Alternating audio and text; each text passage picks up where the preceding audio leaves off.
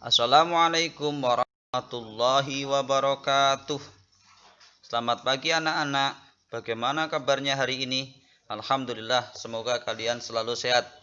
Anak-anak, hari ini kita akan belajar tema 2, persatuan dalam perbedaan. Subtema 3, bersatu kita teguh pada pembelajaran ke-1. Anak-anakku, sebelum kita mulai, mari kita membaca basmalah bersama. Bismillahirrahmanirrahim. Muatan pelajaran yang akan kita pelajari hari ini adalah bahasa Indonesia. Kita akan belajar kompetensi dasar 3.4. Yang kedua adalah muatan pelajaran IPA, menganalisis cara makhluk hidup menyesuaikan diri dengan lingkungan. Dan yang ketiga adalah IPS, memahami makna proklamasi kemerdekaan, upaya mempertahankan kemerdekaan, dan upaya mengembangkan kehidupan kebangsaan yang sejahtera. Anak-anakku yang berbahagia, tujuan pembelajaran kali ini adalah setelah pembelajaran ini selesai, Pak Guru harap kalian dapat menyebutkan ciri kata baku dengan benar. Yang kedua, Pak Guru harap kalian mampu menyebutkan manfaat hewan dan tumbuhan bagi manusia. Dan yang terakhir, Pak Guru harap kalian mampu menyebutkan makna kemerdekaan dan upaya mengembangkannya dalam kehidupan melalui tulisan dengan tepat. Anak-anakku yang berbahagia, mari kita buka buku kalian pada halaman 99. Nah, buka lagi halaman 100. Pada halaman 100 kalian akan menemukan teks proklamasi. Ini adalah teks proklamasi yang ditulis tangan oleh Insinyur Soekarno. Dan yang di sampingnya adalah teks tertulis ketikan yang diketik oleh Sayuti Melik. Apa sih perbedaannya? Apakah ada perubahan? Ya, setelah kita amati bersama, ternyata ada perubahan. Pada teks proklamasi yang ditulis tangan itu ada kata tempo, pada tulisan ketik, pada ketikan menjadi tempo. Kemudian apa lagi? Wakil-wakil bangsa Indonesia pada tulisan tangan, kemudian pada ketikan menjadi atas nama bangsa Indonesia. Kalian amati gambarnya, pahami. Yang ketiga, ada kata Jakarta 17.845 menjadi Jakarta hari 17 bulan 8 tahun 05. Tahun 05 itu adalah tahun Jepang yang sebenarnya adalah singkatan dari 2605. Anak-anakku yang berbahagia, inilah contoh perubahan dari proklamasi yang ditulis tangan dengan proklamasi, teks proklamasi yang diketik. Nah, kita akan belajar ciri kata baku. Nah, apa sih kata baku? Kata baku adalah kata yang digunakan dalam situasi resmi. Apa itu situasi resmi? Ya, situasi kenegaraan, situasi di sekolah. Kita berbicara dengan Pak Guru, Bu Guru.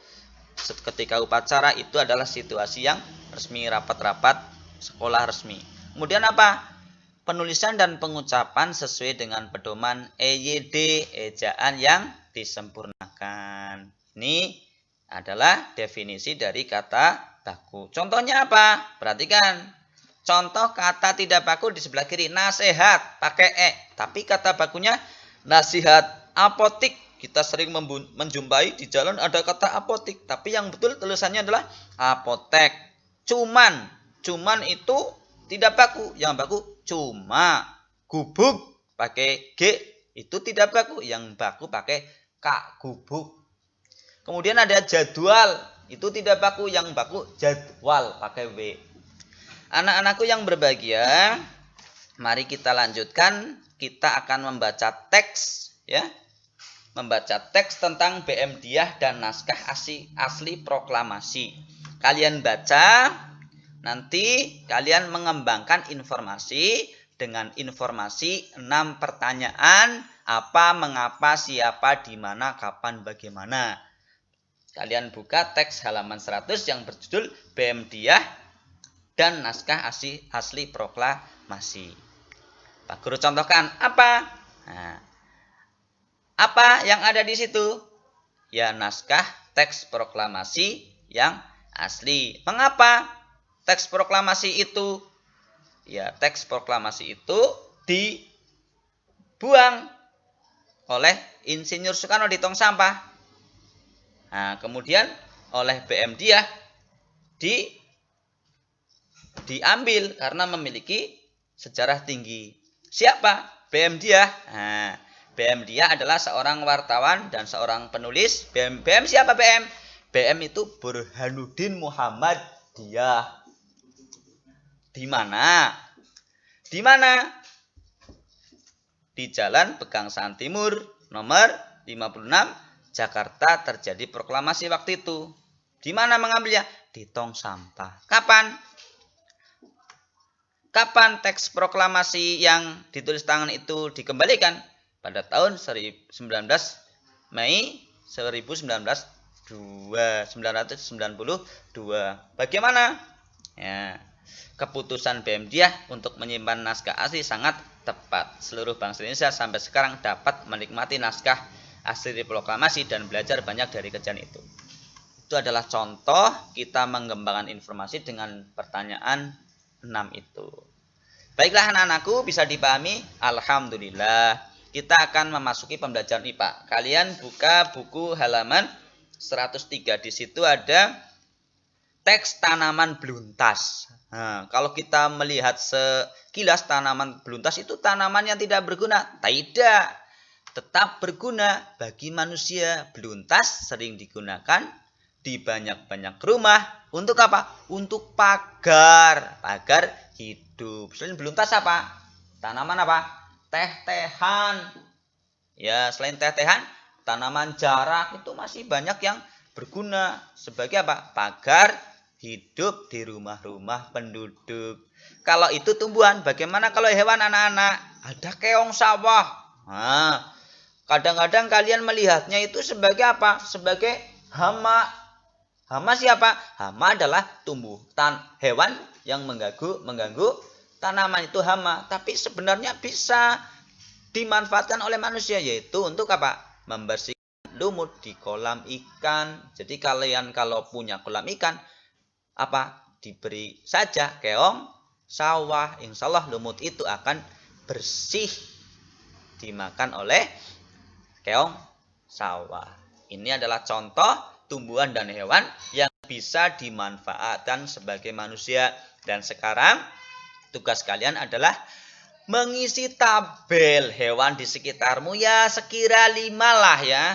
5 kalian isi habitatnya di mana, manfaatnya bagi manusia apa, diamati. Kalau kalian butuh referensi tambahan, baca halaman 103 dan 104. Tumbuhan juga seperti itu, kalian isi sekira 2 atau 3, 4 atau 5 tumbuhan yang kalian ada di sekitar kalian. Bisa dipahami anak-anak?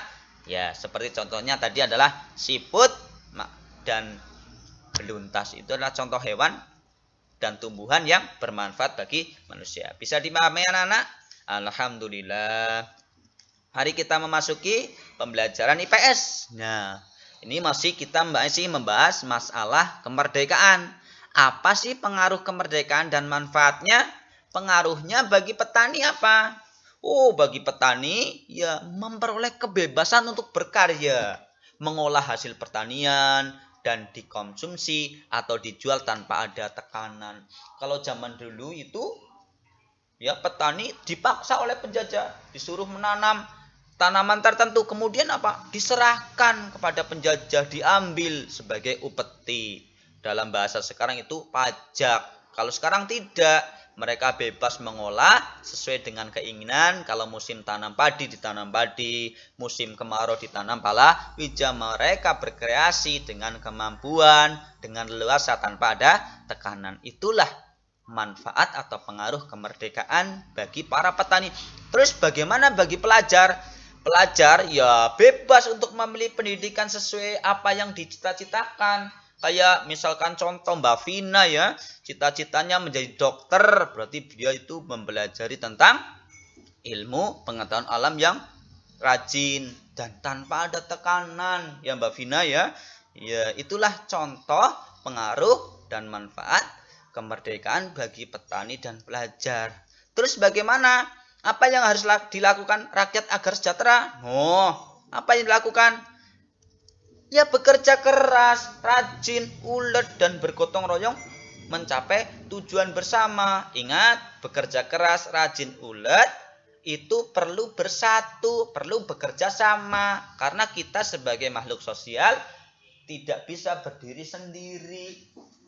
Nah, kita harus bersatu. Ada pepatah, bersatu kita teguh, bercerai kita runtuh. Kemudian apa lagi kegiatan yang dilakukan agar berhasil sebagai pelajar? Nah, ya misalkan kepengen jadi dokter ya belajar giat.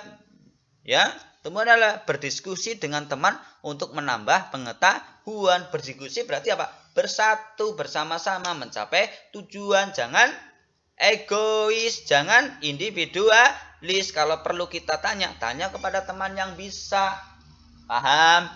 Ya, kemudian apa? Berdoa dengan sungguh-sungguh ini ya. Doa, usaha, ikhtiar, kemudian kita tawakal, duit ya. Oke, bisa dipahami anak-anak? Alhamdulillah. Mungkin ini yang bisa Pak Guru sampaikan hari ini. Apa kesimpulannya?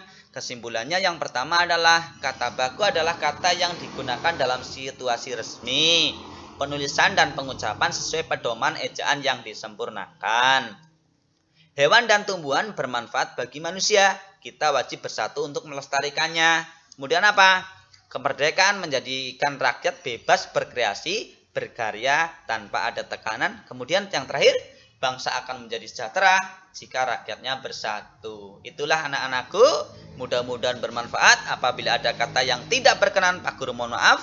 Jazakumullahu khairan katsiran. Alhamdulillahirabbil alamin. Wassalamualaikum warahmatullahi wabarakatuh.